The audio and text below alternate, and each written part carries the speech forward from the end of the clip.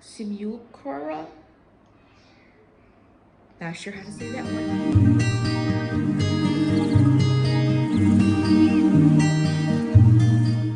Hey, and welcome back.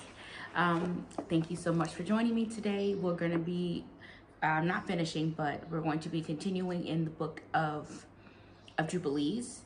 As always, I will put a picture somewhere here or here so that you know where I'm reading from and you can read along with me. Last week we read, I believe it was 9 and 10, so or 8 and 7, 8 and 9. So now we're going to go through 10 and 11 and possibly 12, depending on how long. Probably just 10 and 11 now that I'm looking at it, because 11 seems to be pretty long. So again, thank you so much for joining me. I'm just going to go ahead and jump in.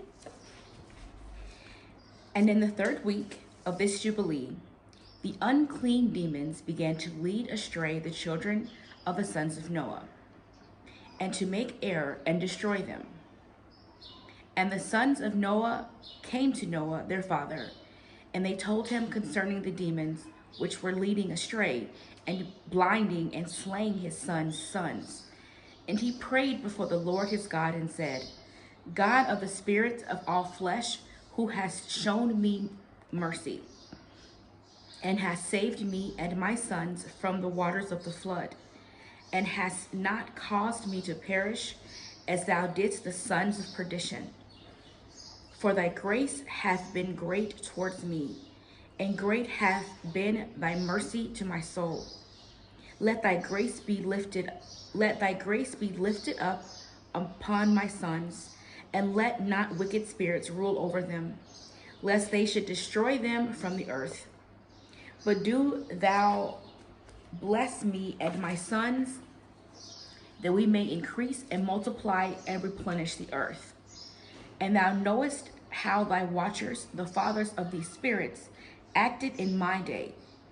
And as for these spirits which are living, imprison them and hold them fast in the place of condemnation, and let them not bring destruction on the sons of thy servant. May God, my God, for these, sorry, my God, for these are malignant and created in order to destroy. And let them not rule over the spirits of the living, for thou alone canst exercise dominion over them. And let them not have power over the sons of the righteous, from henceforth and forevermore. That's a good prayer. That is a strong and powerful prayer. I think that many times we should, when we're praying, remind ourselves of what the Most High has done for us and who he is, so that we don't forget his power in our prayers. And the Lord our God, and the Lord our God bade us to bind them. And the chief of the spirits, Mastema, came and said, Look, my Lord, Creator, let some of them remain before me, and let them hearken to my voice, and do all that I shall say unto them. For if some of them are not left to me, I shall not be able to execute the power of my will on the sons of men. For these are for corruption and leading astray before my judgment. For great is the wickedness of the sons of men. And he said, Let the 10th part of them remain before him, and let 9 parts descend into the place of condemnation. And one of us, he commanded, that we should teach Noah all their medicines, for he knew that they would not walk in uprightness, nor strive in righteousness. And we did according to all his words. All the malignant evil ones were bound in the place of condemnation, and a 10th part of them we left, that they might subject before Satan on the earth. And we explained to Noah all the medicines of their diseases, together with their seductions, how he might heal them with herbs of the earth. And Noah wrote down all things in a book as we instructed him concerning every kind of medicine. Thus the evil spirits were precluded from hurting the sons of Noah. And he gave all that he had written to them. And he gave all that he had written to Shem, his oldest son, for he loved exceedingly above all his sons. And Noah slept with his fathers and was buried on Mount Lubar in the land of Ararat. 950 years he completed his life, 19 jubilees in 2 weeks and 5 years.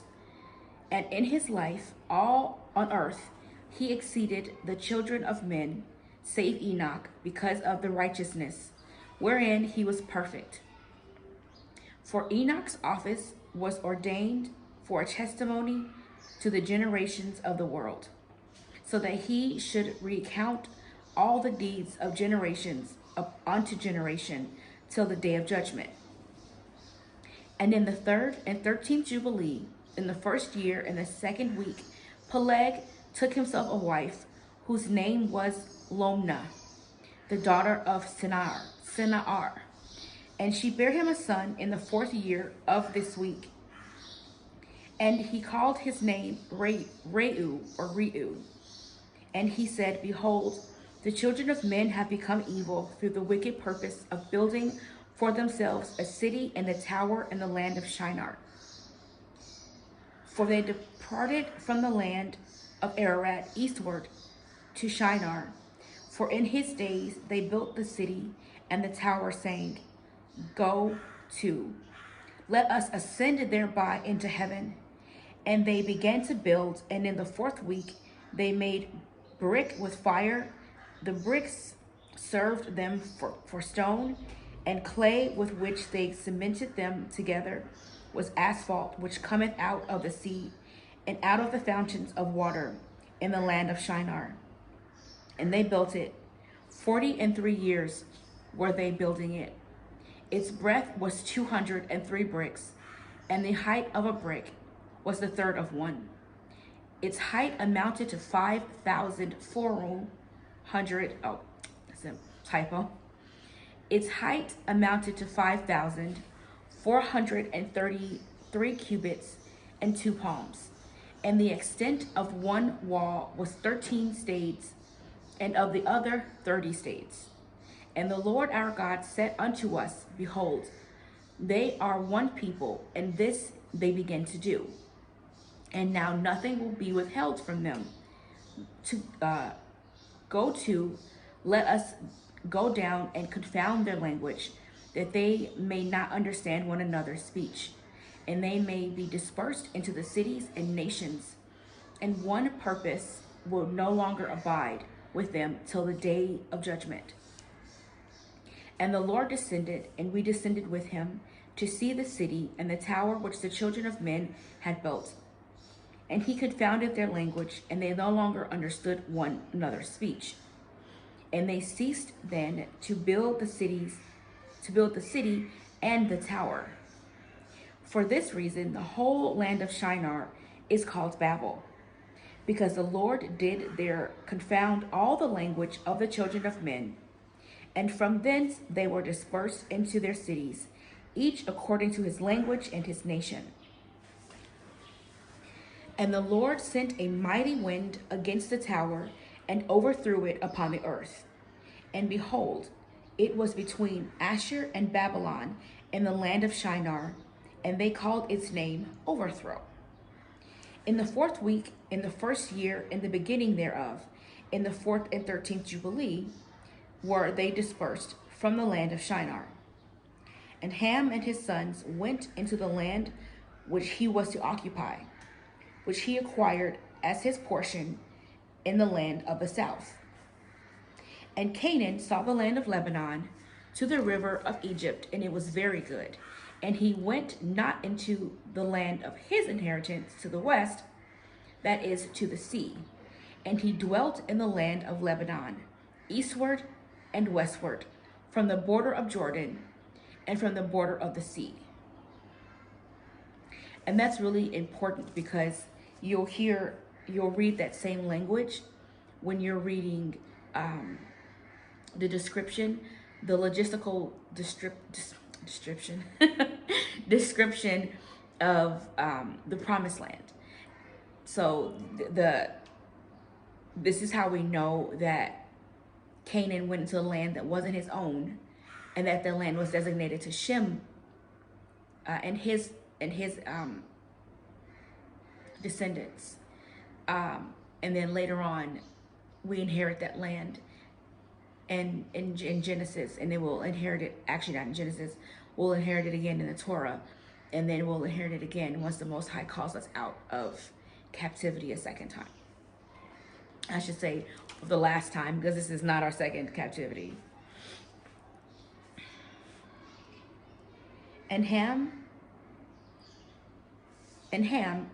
his father, and Cush and Mitzrayim, his brothers, said unto him, Thou hast settled in a land which is not thine, and which did not fall to us by lot. Do not do so. For if thou dost do so, thou and thy sons will fall in the land and be accursed through sedition. For by sedition ye have settled, and by sedition will thy children fall, and thou shalt be rooted out forever. Dwell not in the dwelling of Shem, for to Shem and to his sons did it come by their lot. Cursed art thou, and cursed shalt thou be beyond all the sons of Noah. By the curse by which we bound ourselves by an oath in the presence of the holy judge, and in the presence of Noah our father. But he did not hearken unto them, and dwelt in the land of Lebanon, from Hamath to the entering of Egypt, he and his sons until this day. And for this reason, that land is named Canaan. And Japheth and his sons went toward the sea, and dwelt in the land of their portion. And Madai saw the land of the sea, and it did not please him. And he begged a portion from Elam and Asher and Apharxad, his wife's brother. And he dwelt in the land of Media, near to his wife's brother until this day. And he called his dwelling place, and the dwelling place of his sons, Media, after the name of their father, Madai. Chapter 11. And in the 35th Jubilee, in the 3rd week, and in the 1st year thereof, Reuel took to himself a wife, and her name was Orah, the daughter of Ur, the son of the Kassid, and she bare him a son, and his name was Shiro. And in the 7th year of this week, in this Jubilee, the sons of Noah began to war on each other, to take captive and to slay each other, and to shed the blood of men on the earth, and to eat blood, and to build strong cities and walls and towers. And individuals began to exalt themselves above the nation, and to found the beginnings of kingdoms, and to go to war, people against people, and nation against nation, city against city, and began to do all evil, and to acquire arms, and to teach their sons war. And they began to capture cities, and to sell male and female slaves.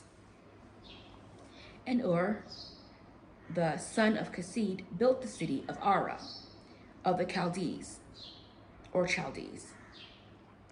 and called its name after his own name, and the name of his father. And they found for themselves molten images, and they worshipped each the idol, the molten image which they had made for themselves, and they began to make graven images and unclean simulacra. Not sure how to say that one. And malignant spirits assisting and seduced them into committing transgressions and uncleanness.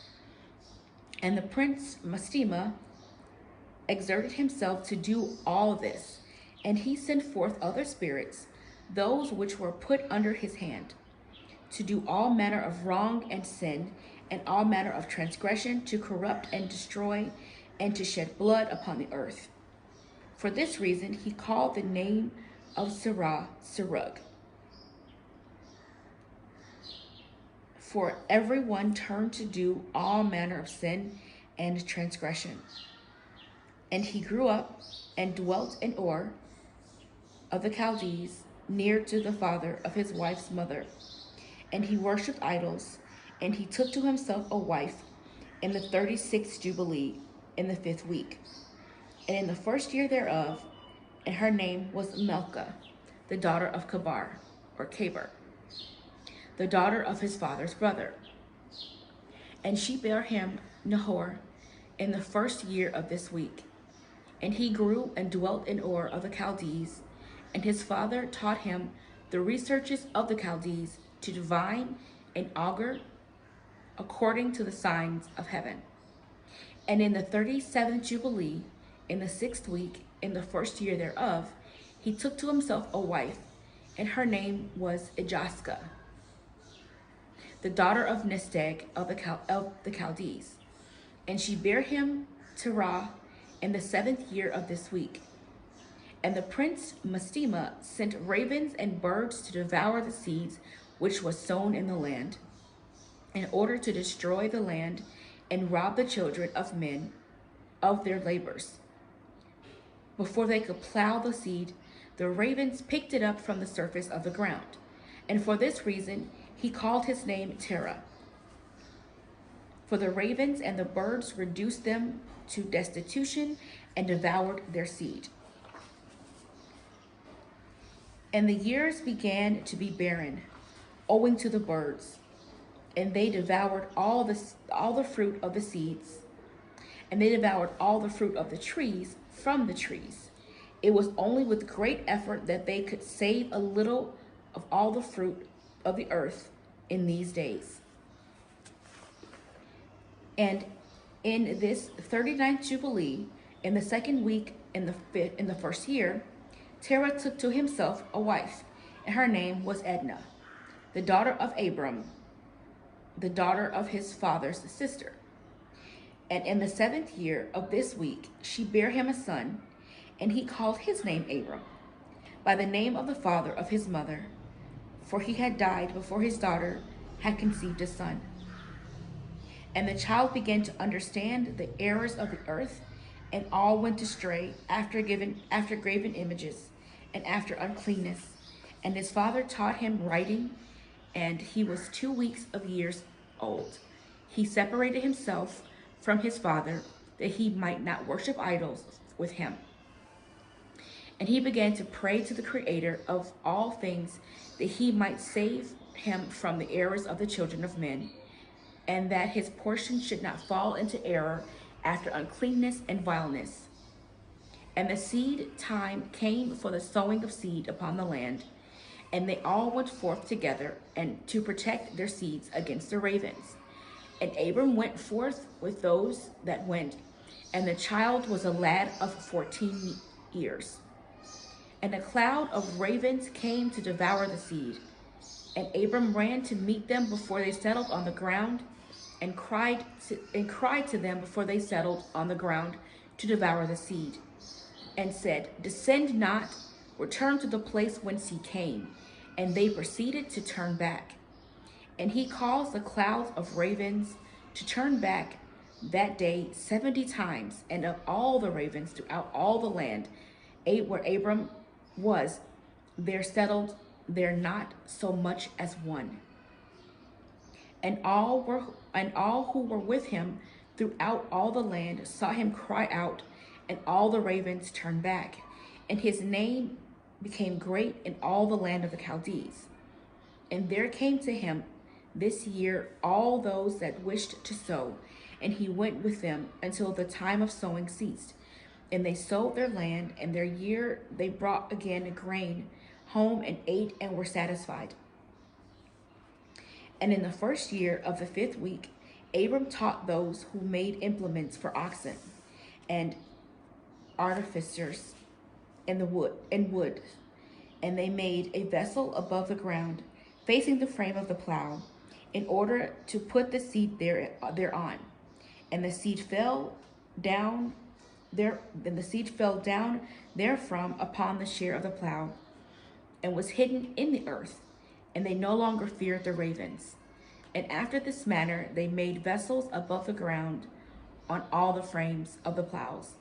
And they sowed and tilled all the land according to Abram's commanded them. And they no longer feared the birds. So that's pretty powerful. I'm going to stop there, and I'll continue to read chapters 12 and 13, maybe 14 after this. But this was really good, because we don't know much about Abram before he's told to leave. Told to leave and go to the place where the Most High is going to show him. So we don't know much about his character. We don't know why he has such great faith. And I didn't know for a very long time. And I remember defending Terah, Abraham's father, because I assumed because Abraham was righteous, that he came from righteous stock, and he didn't. His father was a pagan. He had many gods. When you study the land in which Abram came from, it was exceedingly wicked. So for him, it's the Most High always has a remnant, and it appeared to only be him. And that's based off of other books that I've read, like Enoch and Jubilees. The accounts are, they're a little different. So I'm not sure how they come together. But one thing that is consistent is that he lived in a land where they worshipped idols, but he was righteous. So it's amazing, when we think about our families. If you're the only one in your family who's in this truth, knowing who we are as Israel, and wanting to keep his Sabbaths and live as righteously and set apart or holy as you can, and you feel like you're alone, know that Abram was alone as well. And in his righteousness, his seed, we are his seed, his righteous seed. And I would like to believe, I don't want to say that. I don't want to speculate on if Terah changed his heart before he passed. But I just want to say, continue in your righteousness, continue being holy, stay in your word, and really study the Sabbaths. I have something coming up that I would actually like to go into after I finish Jubilees, that I'm just finding out, and I think that it's very powerful information. So once again, I thank you so much for joining me today, and I will see you next week.